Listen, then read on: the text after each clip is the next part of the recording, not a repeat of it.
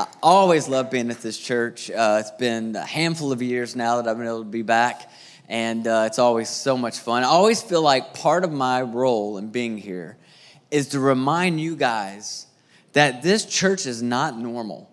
Like, there's really nothing normal about it. Like, the volunteers are not normal. The worship is not normal. Like, the building is not normal. Your senior pastor is definitely not normal. Definitely not normal, right? Like, it's a special place. It really is. And I think sometimes when you're a part of a movement like this, it's really easy when you get to sit underneath and hear pastors teaching, and you get to experience this amazing worship every single week, and you get to be a part of the incredible community here through the different life groups.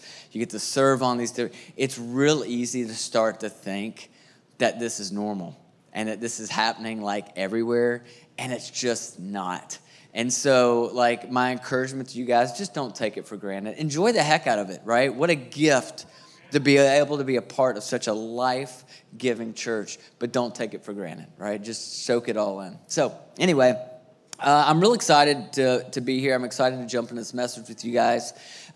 Your pastor has meant the world to me over the years. I say this every time I'm here, but I don't think we celebrate in our culture these kind of things enough. We just kind of focus on the negative. So I think it's always important for me to say this, even for my own gratitude, my own life, because it reminds me of where the Lord has brought me. But years ago, I was just in a bad place. I was completely burned out. I was broken. It was, my life was a mess. I really hit a rock bottom, and the vast majority of the people that were in my life at that time ran away. No, they did not want to be associated with me. They didn't want to be associated with my mess.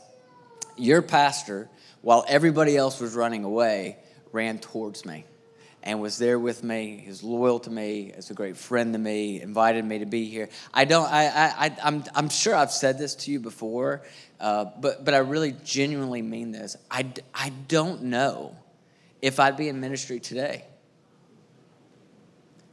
if it wasn't for you. I really believe that. Like, you,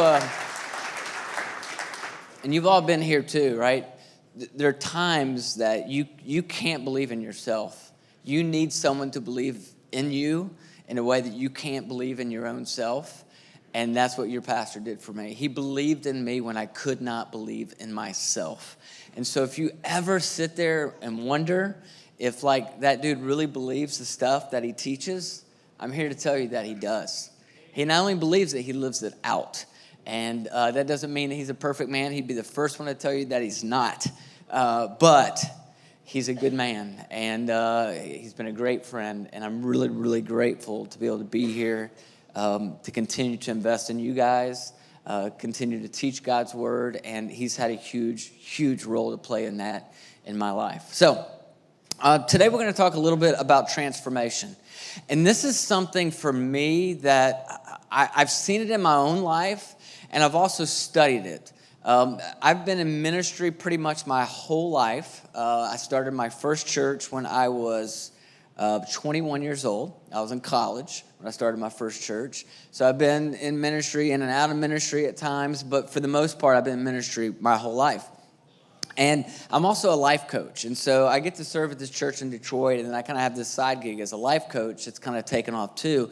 And I love the aspect of that as well. And so I got really lucky. I stumbled into a couple things, met a few people, and I get to do life coaching with some amazing people. I have clients in the NFL and the NBA, in NASCAR. I have elected officials. I have people that you know their name as soon as I say it, but they all have one thing in common.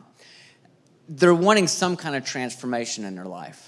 Right? Sometimes they think the transformation is something physical. They want to be able to catch more footballs. They want to be able to run a little bit faster. They want to be able to drive the lap a little quicker. They're looking for some kind of edge, right? If it's a CEO, they're wanting to take their company to the next level. They're wanting some kind of transformation. Usually, what is standing in their way of whatever it is they want is the story that they've been telling themselves. And so we almost always have to start here But then it usually goes quite a bit deeper into some kind of personal transformation. It's not so much about that they're here and they want to be here. It's the transformation that has to take place in their life as they get there. Some of them are smart and they want that coaching early on, right before there's been some kind of major fallout. But there's a lot of people I work with that I don't get to work with them until their story has gone national. And they're surrounded by shame and guilt and a whole lot of mess. But there's some very common things, no matter whether you're a celebrity, just an average person, that happen when you're looking for transformation. I'm going to talk about that kind of transformation with you. Now, when we think about what are the things that are keeping us from becoming the people we want to become, because you've all got goals, right? We're still pretty early in the year. Some of you went into 2022 saying, I want to become a better father, I want to become a better mother, I want to become a better spouse, I want to become a better employee, maybe I want to become a better leader, right? We have these goals, these transformations that we want to see happen in our life. And so then the next logical question is, well, what's keeping us from seeing the transformation that we want? And we could rattle off a bunch of things, right? But I think it comes down to one big one that's really keeping most of us from becoming the people that we want to become. There's one big thing that's keeping most of us from seeing the transformation in our life that we really want to see. And if I were to ask you, what do you think is keeping you right now from reaching some of the goals that you want to reach in your life? What's keeping you from experiencing transformation that you want to see? What's keeping you from becoming a more honest human being? What's keeping you from becoming a more loving human being? What's keeping you from experiencing more authentic joy in your life? You might say, well, it's because I'm busy. I'm just too busy. And that's why it hasn't been a priority for me. That could be an issue. Some of you would say, well, I think it's distractions. I just have a lot of distractions in my life. And, social media is distracting me. And so I'm not focused in the way I should be focused. Some of you, because we're in church, you'd give the church answer and you'd say, I think it's the evil one. He doesn't want me to experience any kind of personal growth or transformation, right? Pastor just talked about this. That Jesus himself said that he's here to steal, to kill, to destroy. So we could build a case that that's part of what's keeping you from experiencing the personal growth that you want to experience. But I think the main thing, this is the main thing that's keeping me from experiencing the personal and spiritual growth that I want to, and it's the thing that's keeping most of you from experiencing the personal growth and the spiritual growth that you want to experience. And it comes down to this. It's your desire to pretend that you have it more together than you actually do. That's it. That's what's keeping you from the growth that you really want to experience in your life. Is you're pretending to have it more together than you actually do. And we almost all do this. We all feel this need to project that we have it together. We have this need to feel like we have to pretend and we have to project. And that pretending and that projecting is what's keeping us from experiencing this growth. And so there's a real simple concept that I want to talk about today. And it's literally this simple. And it's this. It's okay to not be okay. That's simple. It's okay to not be okay. And I think we have to find a way to normalize that inside of our churches. It's okay to not be okay. The problem is this. In today's America, we tend to look at healing as if it's binary, meaning you're healed or you're broken. And we just kind of think that that's how healing works. It's one of two things. You're either healed or you're broken. But the reality is that's not usually the way healing works. It's certainly not how human growth works. The reality is that generally speaking, healing and growth take place on this continuum with innumerable points between utter brokenness and total health. Right? We love to create categories, and we do this inside the church too. We love to create categories of healthy and unhealthy. There's good, and then there's bad. There's broken, and there's fixed.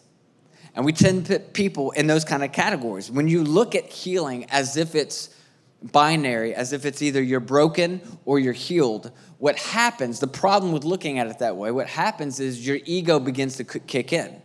Right? And your ego will say, well, if those are my only two options, I'm either healed or I'm broken, your ego every time is going to pick, I'm healed, I'm good. It wants to protect itself, right? And so your ego is always going to go to, oh, no, I'm good. Like, I'm okay.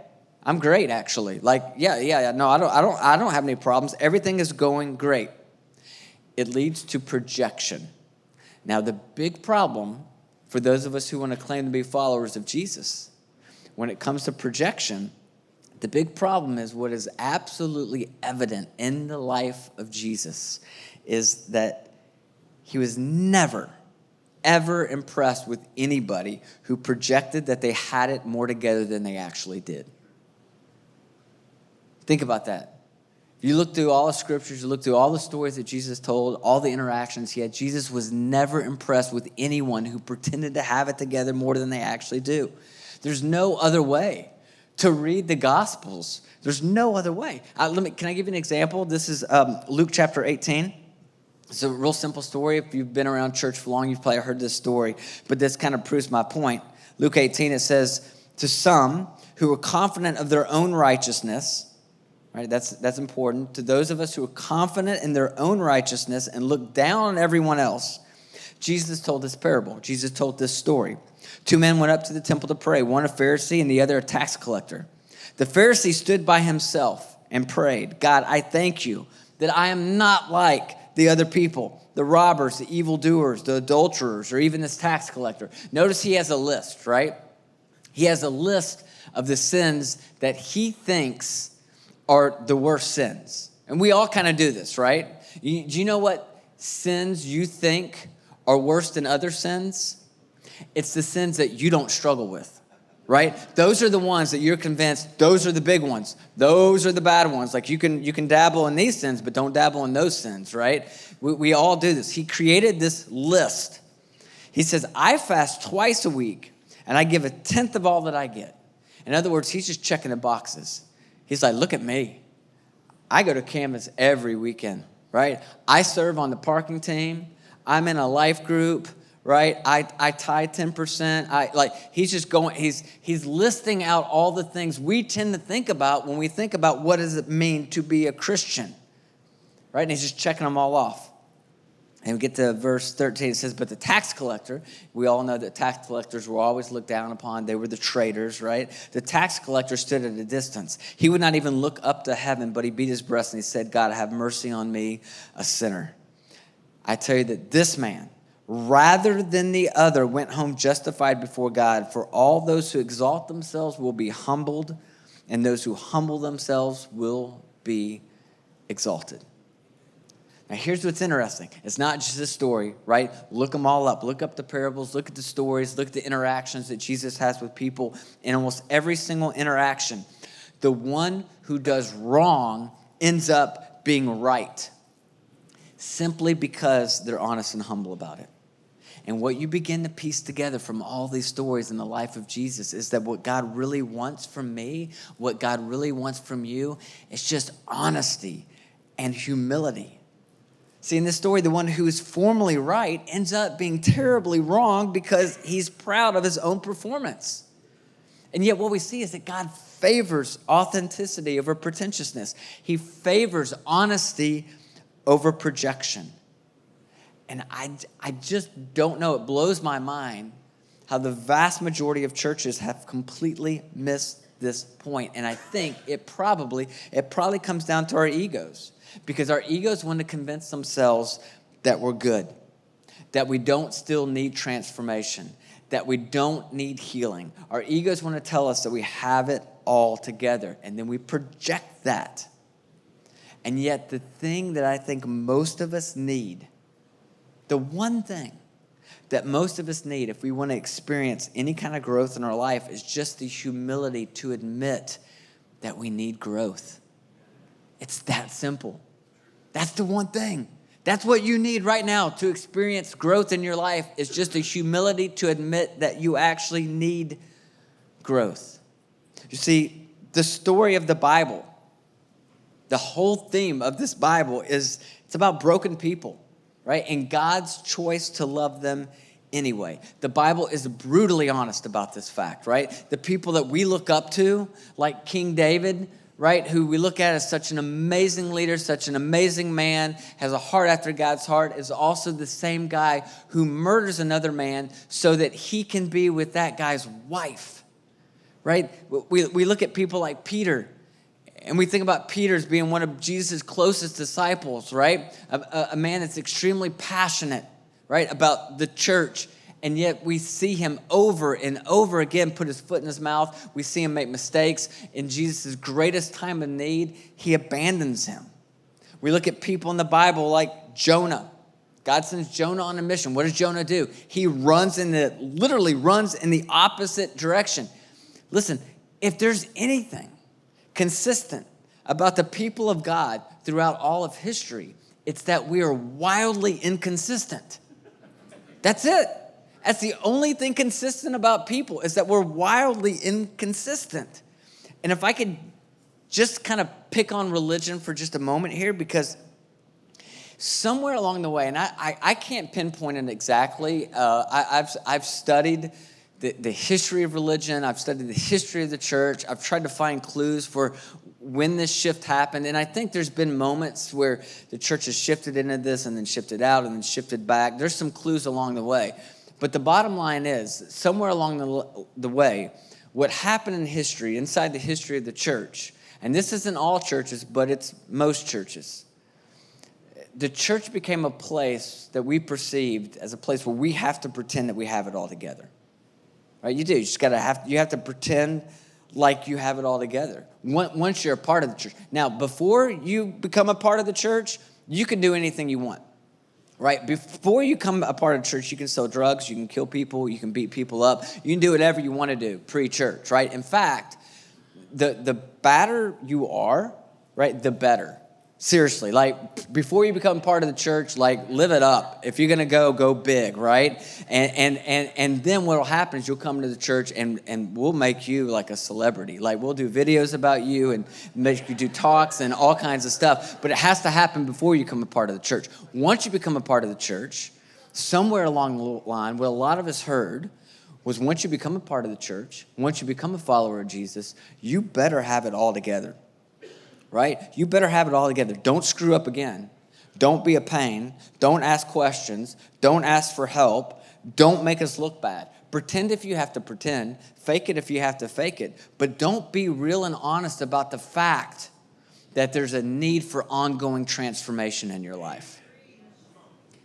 And that, my friends, is a real problem. Christians have very little ability to hold on to this idea of ongoing transformation. And yet the reality is we all need it. And the fact that people screw up and need ongoing healing and transformation should not surprise us at all. In fact, it should just be an opportunity for more grace and more forgiveness and more Jesus. And I have a sneaky suspicion on why so many of us feel like when we're inside environments like this, we have to pretend and project that we have it more together than we actually do. I think it comes down to, and I'll tell you this, you haven't heard that message here. You may have picked up that message that you need to hide at a previous church. It might have been pounded in your head and brain when you were a child in your church. I don't know where it came from, but I know you didn't hear that messaging here. But I think what happens, I go back to this idea that often what's keeping us from the life that we want to live are the stories that we keep telling ourselves. And I think there's a lot of you who, if we were to go to lunch today, just me and you, and we sit down and I ask you, hey, do you think God loves you? I think 99.9% of you would say, yep, I do believe that God loves me. But there's a part of you too that as you say that, it's kind of like, because he has to, right? God is love. Yes, of course he loves me. He has to. It's what he does. So you believe God loves you, but simultaneously, you know what you also believe? You believe he's disappointed in you.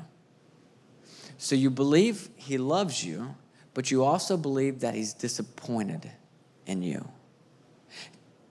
Can I just say to you, friends, for a second? He's not disappointed in you. He loves you, period. Full stop. That's it. There's nothing going on in your life right now that he's surprised by. Right, when my life melted down, while everybody else thought that was the story, While everybody else acted like they were shocked. You know who wasn't? He wasn't shocked. Wasn't shocked for a second. He saw that one coming a long way off. Trust me, a long way off. God loves you. He's not disappointed in you. I've got this cold, and I took a COVID test before I flew here, so it's all good. It is just a cold, right? A little scratchy throat, a sneeze from time to time. But as you know, in today's culture, when you have a cold, there are some implications that come along with that didn't used to come along with that, right? And I'm feeling kind of free right now because we're in Florida to have this conversation. But don't encourage me. Don't encourage me. Most of the time I'm preaching in Detroit. We don't have these conversations up there. But anyway, I'm on the plane here, on the way here yesterday, and I sneezed. Now listen, they're used to, and it wasn't a little sneeze. Like, you have the mask on. It was the kind of sneeze where the mask came off my face and then snapped back on. Like, it was a violent sneeze. And I fought it. I was praying, literally, Lord, do not let this happen. Do not let this develop into a full-on sneeze. Because I don't know if you've sneezed on a plane lately, but when you do, it is not good. Like, everything stops and everybody looks at you. And then they start murmuring and talking. And you know that they're coming up with a plan to open up the hatch and throw you out. That's how it feels in that moment, right? So in Jesus' day, they had this thing called leprosy. I'm not saying that COVID's not severe, but leprosy had, it was a death sentence. There's no cure for it, right? You're going to die. But beyond the physical aspects, there was a social stigma that came along within leprosy. So if you got leprosy in the time of Jesus, it didn't matter if you were married. It didn't matter if you had kids. You were kicked out. You were banished. You were going to be in a leper colony. You were considered not just sick. You didn't just have a disease. You were considered ceremonially unclean, right? And with that came all kinds of rules and regulations that we don't really have time to get into. But it's setting up this story that I want to share with you that I think is so important in Matthew chapter 8. And in Matthew chapter 8, verse 1, it just says, large crowds followed Jesus as he came down the mountainside. I want to pause there. I'll continue with a couple more verses there, but you got to understand the context here. He comes down the mountainside, and sometimes context changes everything, right? And so if he's coming down the mountainside, the wise question for us to ask is, well, what was he doing up on top of the mountain? Well, I'll tell you what he was doing up on top of the mountain. 3 chapters before this, Matthew chapter 5, Matthew chapter 6, Matthew chapter 7, are Jesus is preaching arguably the greatest sermon of all time. It's the Sermon on the Mount. And this sermon that Jesus is preaching, it's going to change everything for everybody. So let me just I'll get back to Matthew chapter 8 and that story with Jesus, but I'm going to give you just a snippet of a few things that Jesus said when he was up on top of the mountain in this famous sermon, right? So here's an example, Matthew chapter 5. You have heard that our ancestors were told, you must not murder. If you commit murder, you're subject to judgment. And again, everybody listening to Jesus would have been like, oh, yeah, we've heard that. We've heard that our whole life. Yep, you can't kill people. You kill people, you're going to be, subject to judgment. But I say, if you're even angry with someone, you are subject to judgment. Now, that changes everything, right? In fact, raise your hand right now if you've been angry at somebody in the past month. Go ahead, raise your hand. Yeah. Okay, so what Jesus is doing here is he's leveling the playing field. They go into the sermon and they have categories, right? There's good, there's bad, there's broken, there's healed. What Jesus is essentially doing in this sermon is saying, no, forget your categories, right? There's one category, and it's called human. Here's the next one, Matthew 5, verse 27. You have heard the commandment that says, you must not commit adultery. Everybody would have been like, yep, you're not allowed to do that. Kind of like your neighbor's wife is still his wife, not your wife, right? But I say, anyone who even looks at a woman with lust has already committed adultery in his heart. Now, raise your hand if... I'm just kidding.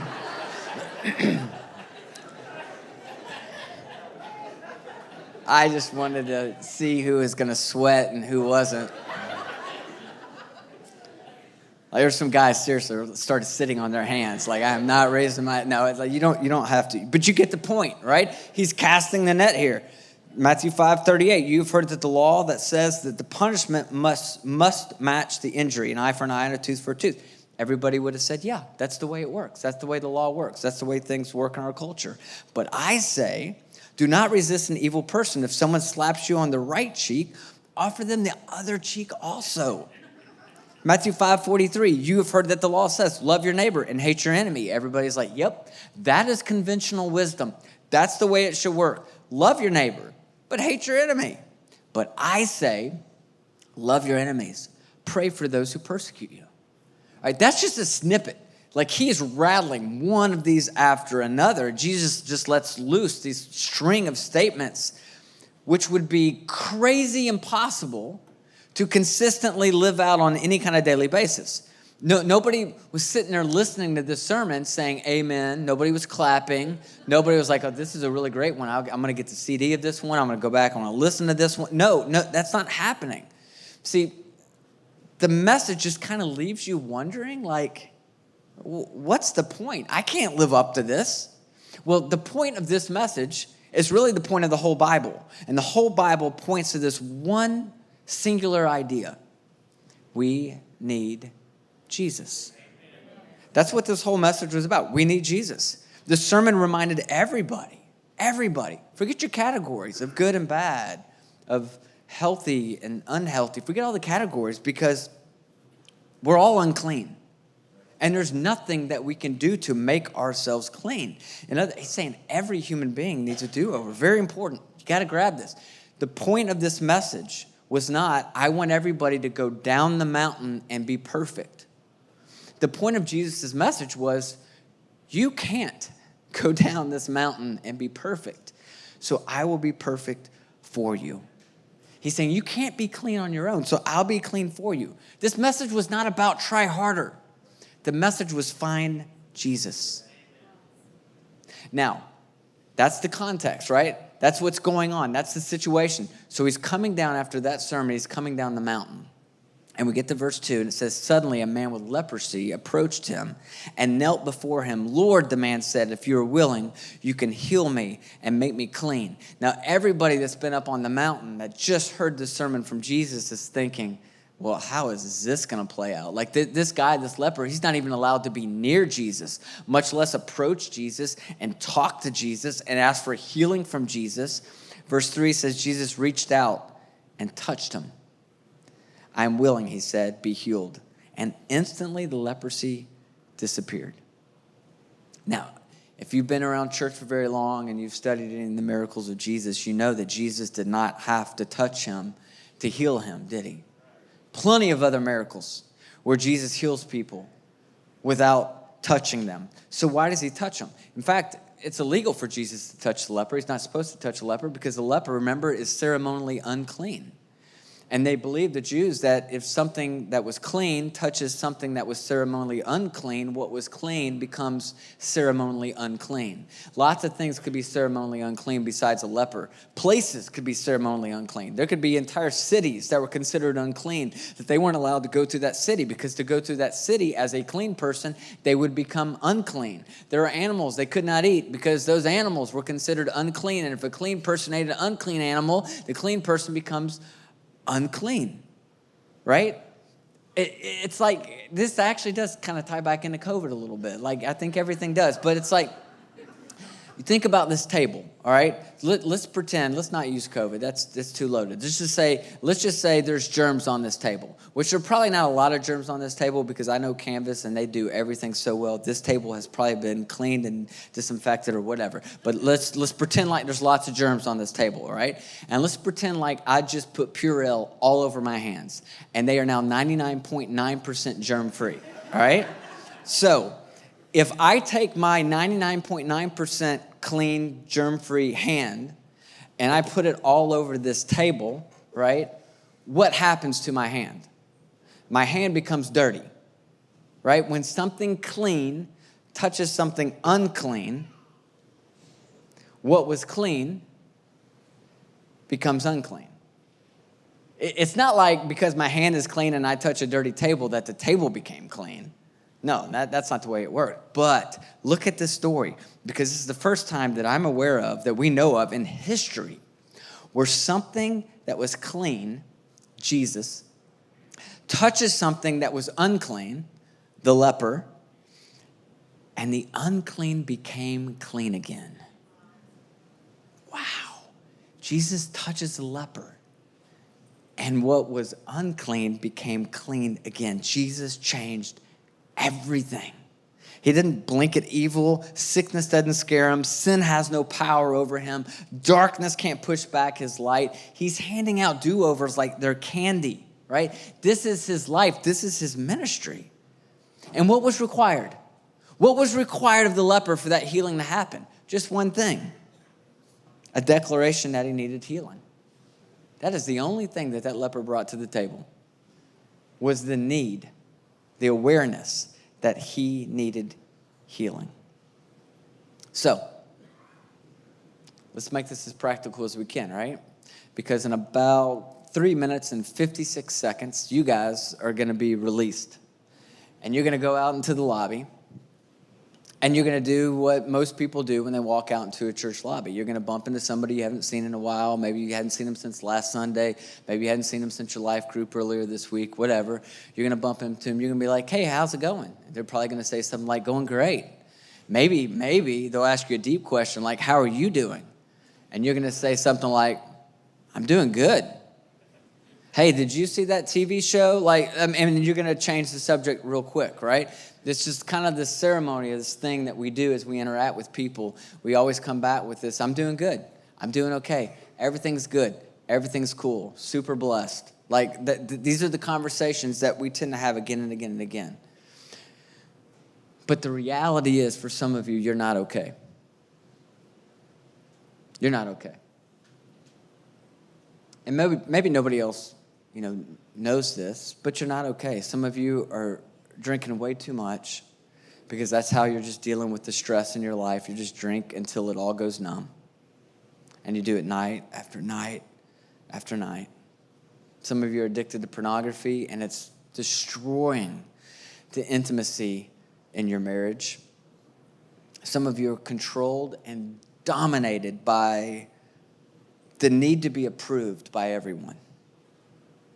And you're absolutely exhausted right now because you spend almost every waking minute of every day running around trying to get the approval of this person and that person. Some of you are absolutely clueless on your identity, and your identity is just up for grabs day in and day out, and you think you're only as good as the last thing that you accomplished at work, the last award that you got. And you're just living aimlessly. Some of you are overwhelmed with grief. Some of you are depressed. You're so depressed that it took everything inside of you to get out of bed this morning, didn't it? Like just putting one foot down on the ground and then putting the other foot down on the ground and standing up. It took everything that you had. You're not okay. And part of the problem, I think, for those of us inside the church is we start to think like that the grace of Jesus is like the starting line, right? So you start your Christian journey by receiving Jesus into your life, believing in what he did on the cross. You receive that grace and forgiveness, and then you see that as a starting line that then you sprint off from. And then you spend the rest of your Christian journey checking the boxes off, right? Of righteousness. Ooh, I did this, I did this, I did this, I did this. And you think that the grace is something that you graduated from, that you left behind. While our Christian journey does begin with grace, grace is never something that you graduate from, right? It's not like this game that you get in the beginning and then after that it really becomes about your effort and your works and your deeds and you have to have it all together. It's not the way it works. You see, grace is not just a starting line. Grace is the center of the Christian journey. It is the air that we breathe. And every single one of us deeply needs that. Some of you are living a lie. You're living in this land of I'm doing just fine, but you're not fine. You're not fine at all. You are hurting, you're broken, and you need healing. And the choice is yours. Life as it's been or life as it could become. And what I want you to know, and I unfortunately could not say this in the vast majority of churches in America, but what I can say with complete integrity and confidence in this church is that you are in a safe place. You are in a safe place. This church is never designed to be a hotel for saints. It's always been a hospital for sinners. It's a safe place where you can be real and you can be honest, because this church understands the need for ongoing transformation in all of our lives. It's a place where everyone's welcome, because we realize nobody is perfect, but anything is possible. And we believe that anything is possible for you today.